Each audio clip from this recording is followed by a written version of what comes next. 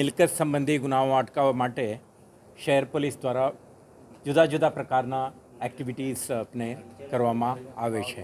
આના ભાગરૂપે તમે જાણતા હશો કે આપણે જે હેબિચ્યુઅલ ઓફેન્ડર છે, વારંવાર ગુના કરતા હોય છે, એવા અપરાધીઓના હિસ્ટ્રી શીટની જાળવણી કરીએ છીએ.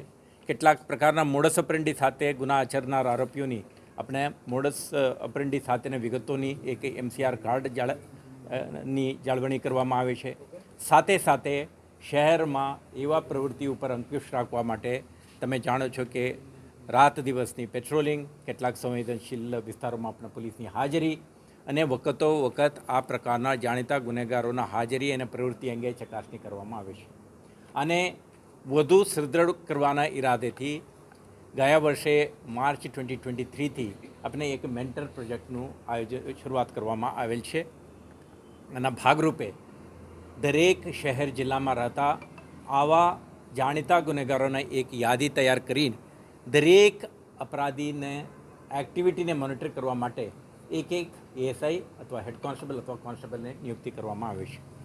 આ જ પ્રકારના એક્ટિવિટી નિયુક્ત કરવામાં આવેલ પોલીસ અધિકારીઓ દ્વારા એમને સોંપવામાં આવેલ જે અપરાધી છે એમના એક્ટિવિટી ઉપર નજર રાખવામાં આવે છે, મુલાકાત લેવામાં આવે છે, કયો પ્રવૃત્તિ સાથે સંકળાયેલા છે, કોઈ ગેરેજમાં કામ કરે છે, હોટલમાં કામ કરે છે, ફેક્ટરીમાં કામ કરે છે, તો એમના ઇકોનોમિક એક્ટિવિટીઝ શું અને એમના લાઇવલીહુડ સંબંધિત એક્ટિવિટીઓ શું છે, આ અંગે પણ જાણકારી રાખતા હોય છે.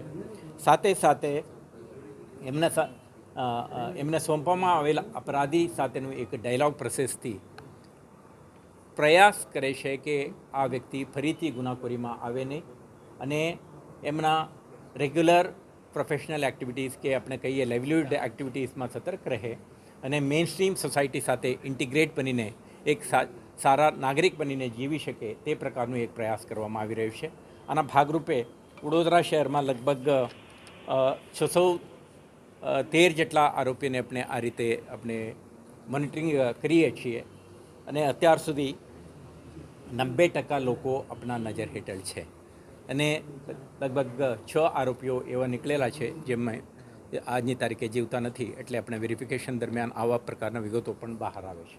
અત્યારે 10% લોકો જે આપણા નજર બહાર છે એમને શોધવાનો પ્રયાસ ચાલુ છે અને જે લોકો ઓલરેડી હાજર છે આજની બેઠકમાં પણ આપણે વિસ્તૃત ચર્ચા કરીએ છીએ એમના સાથે કેવી રીતે પોલીસ કર્મચારીઓ એમના વિગતો જાણીને એમના પ્રવૃત્તિ ઉપર અંકુશ લાવી શકીએ અને સાથે સાથે સમાજના એક જવાબદાર નાગરિક તરીકે જીવે અને ફરીથી ગુનાખોરીમાં ઇન્વોલ્વ ના થાય, તો હેબિચ્યુઅલ ઓફેન્ડર તરીકેના એમના જે પ્રવૃત્તિ છે આમાંથી બહાર આવીને એક જાગૃત નાગરિક બને એવા આપણા પ્રયાસ છે. આ શિબિરમાં આજે તમે જોઈ શકશો 4 ઝોનના DCPO છે, સંબંધિત સબ ડિવિઝનના ACPO છે, થાણા અમલદારો છે અને કોન્સ્ટેબલ હેડ કોન્સ્ટેબલ ASI છે. 600થી વધારે આવા પોલીસ કર્મચારીઓ આજે આપણા શિબિરમાં ઉપસ્થિત છે. આપણે એમને સેન્સિટાઇઝ કરવા માંગીએ છીએ અને કાર્યપદ્ધતિ અંગે વિસ્તૃત જાણકારી આપવા માંગીએ છીએ. એમના પાસેથી પણ આપણે જાણવા માંગીએ છીએ કે આ યોજનાને કેવી રીતે વધુ અસરકારક બનાવીશું અને શહેરમાં બનતા ગુનાખોરી અટકાવવા માટે કેવી રીતે સફળ થઈશું. મને આ કહેતા પણ ગર્વ થાય છે, આ વર્ષે આપણે આ પ્રોજેક્ટના માધ્યમથી, હું નથી કહેતો that is the only factor, but આપણે લગભગ શહેરમાં આ વર્ષ દરમિયાન એક પણ ડકોઇટીના કિસ્સો બન્યું નથી. લગભગ 11 રોબરીના કિસ્સાઓ બનેલા, તમામ કેસો આપણા ડિટેક્ટ છે. વ્હીકલ થેફ્ટના 47% અને મોબાઈલ થેફ્ટના લગભગ 32% ને મોટાભાગે આપણે 13 તુજકો અર્પણ કાર્યક્રમમાં CEIR માધ્યમથી પરત મેળવીને આપણા આપતા હોય છે. ચેઇન સ્નેચિંગ જેવા અપરાધોમાં 83% કેસોને આપણા શોધી કાઢવામાં સફળતા મળી છે. તમે દરરોજ જોતા હશો ક્યારે પણ આ પ્રકારના બનાવ બને 2-3 દિવસની અંદર જ આપણે આરોપીને પકડી પાડવામાં સફળતા મેળવેલ છીએ. એ જ રીતે દિવસ દરમિયાન બનતા હાઉસ બ્રેકિંગમાં 71% અને હાઉસ બ્રેકિંગ જે રાતમાં બને છે આમાં પણ 47%. આવા ઓફેન્સીસમાં લગભગ 30% ડિટેક્શન હોય તો સારું ગણવામાં આવે છે, પરંતુ આપણા 83% જેટલું ચેઇન સ્નેચિંગના કેસોમાં સફળતા મળી છે. કારણ 2-3 છે. એક શહેર પોલીસની સતર્કતા, બીજું સીસીટીવી કેમેરા અને અન્ય માધ્યમથી જે ટેકનોલોજીના મદદથી આપણે જે મહેનત કરીએ છીએ એના સફળતા, અને ત્રીજું આ મેન્ટર પ્રોજેક્ટ અંતર્ગત જે કંઈ આરોપીઓ ઉપર પોલીસ કર્મચારીઓને નિયુક્ત કરેલ છે, આ પોલીસ કર્મચારી દરેક આરોપી બાબતે સંપૂર્ણ વિગત જાણે છે, એમના ચહેરાથી ઓળખે છે, એમના પ્રવૃત્તિ ઉપર એમના નજર હોય છે, જેથી કરીને એમને લોકેટ કરવાનું અને આવા ઓફેન્સીસ બને ત્યારે એમને ઇફેક્ટિવ રિસ્પોન્સ કરીને અટક કરવાનું શક્ય બને છે.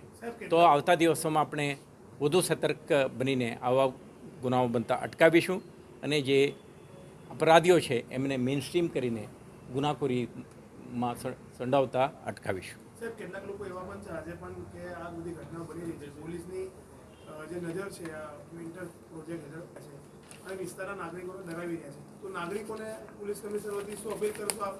તમારા પોલીસના અધિકારીઓને શું કહેશો આવા લોકો સામે? કયા પ્રકારની ચેઇન સ્નેચિંગ જેવા કિસ્સાઓ બને તો કેટલાક વખતે એવું એક સિગ્નલ જાય છે કે દિવસમાં આ પ્રકારની એક ઘટના બની છે, પરંતુ ગણતરીના કલાકોમાં પોલીસ સક્રિય બનીને એવા ગુનાઓ શોધવામાં આપણે સફળતા મેળવી છે.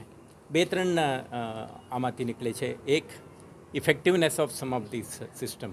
આપણે પ્રયાસ પ્રિવેન્શન માટેનું છે, પરંતુ બનેલ ઘટનાઓને શોધી કાઢવા માટેનું પણ આપણા રીડબલ્ડ એફર્ટ સાથે આપણે કરીએ છીએ, એટલે આપણને સફળતા મળે છે. તો નગરજનોને આપણે એટલું જ કહેવું છે કે શહેર પોલીસ સતર્ક છે, વિજિલન્ટ છે અને આવા પ્રવૃત્તિ ઉપર અંકુશ લાવવા માટે જુદા જુદા પ્રયોગો કરીને આપણા સફળતા મેળવવાની પ્રયાસ કરી રહ્યા છે. આપનો સાથ સહકાર રહે તો ગુનાખોરી બનતા અટકાવવા, બનેલ ગુનાખોરીને શોધી કાઢવામાં આપને સફળતા મળશે. આભાર.